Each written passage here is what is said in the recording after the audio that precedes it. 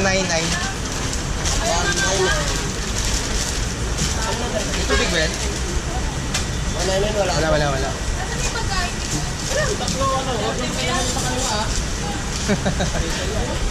kahit may tubig, laban ako dyan.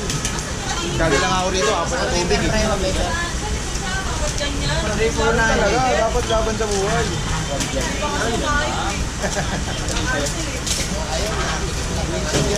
Kahit apat.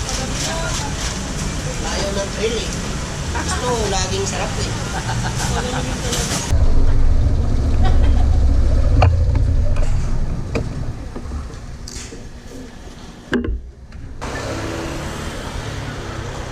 Hello po, good evening. Hello po. Ayaw. Ito yung problema sa Grab app eh. Kapag ginagamit yung call dito sa mismong Grab app, minsan sumasablay. Kaya siya dito mismo. Ang pinaka-landmark niya, yung laundry shop lang. Hintay muna natin. Good evening po. Ma'am Denji. Alright, nabigay na natin yung unang deliver natin.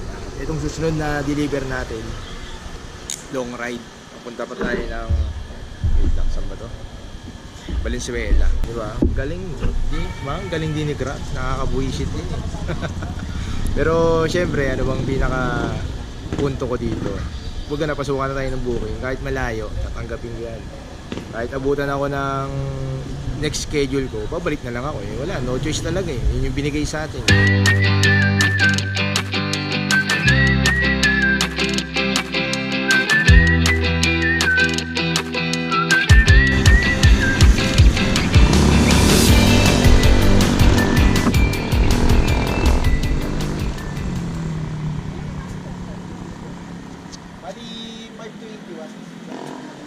Dito tayo nayari.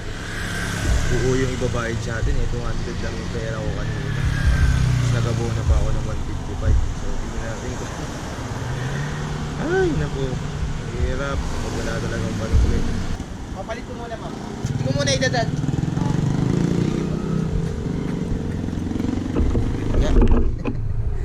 Nautusan pa nga. 1,000 kasi yung pera nila. Hirap talaga pag wala talagang panukli.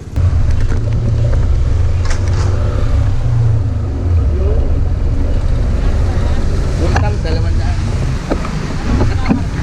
Alin. Utang 200. Dito ka ba?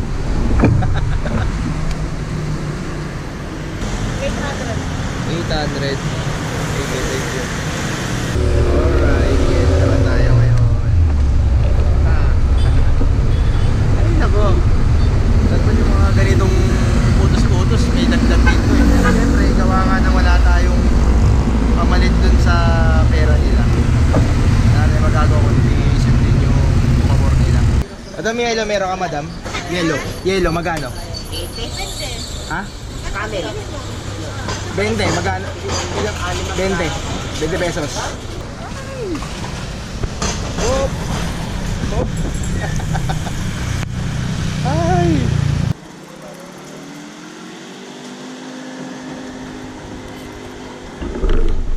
Alright, ang bait naman ng customer natin.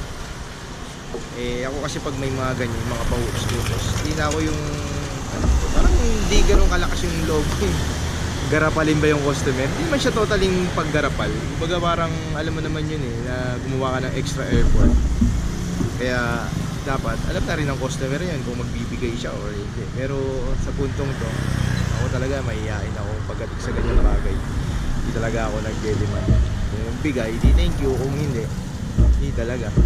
Okay, buenas. Kakababalik lang natin. Nabigyan na kagad tayo ng double booking.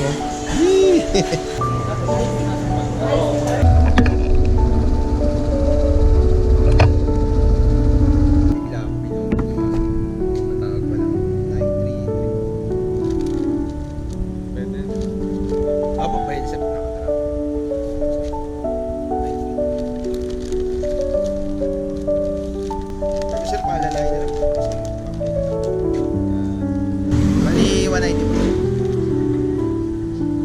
Bali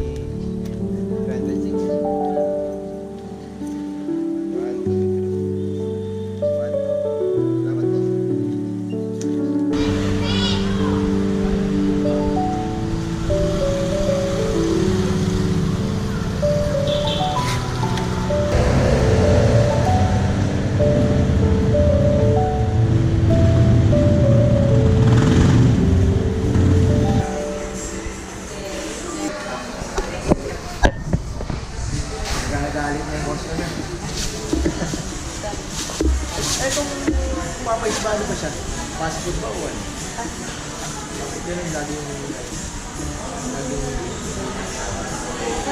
Late pa pa.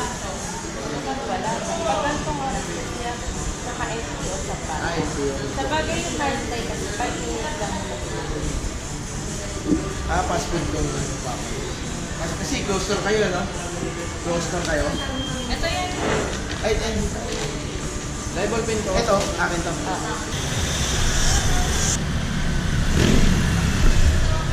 Tagal nung inabot ko. Saktong 30 minutes. Kaya kanina naman narinig ko naman na tinanong ko yung crew kung ano ba talaga yung kategory ng Popeyes. Kung fast food ba siya or may iba pang kategory yung Popeyes. Pero kung makikita mo naman kasi yung menu ng Popeyes, pares na pares lang din naman yung Jollibee, McDo, yung iba pang mga fast food. Kaya tinanong ko, bakit parang ang tagal yung ano, yung mga product nila. Eh, ito kasing branch na to, di siya 24 hours, di tulad ng ano ba yung mga 24 hours. Sentry siya na 24 hours, tapos yung sa Quezonab, yun, lalo na yun, 24 hours talaga yun. Pero minsan kasi may mga Popeyes din na kahit 24 hours, ang tagal din maglabas ng product. Pag mga ganito kasing mga close store, nag-MTO sila, yung sabi na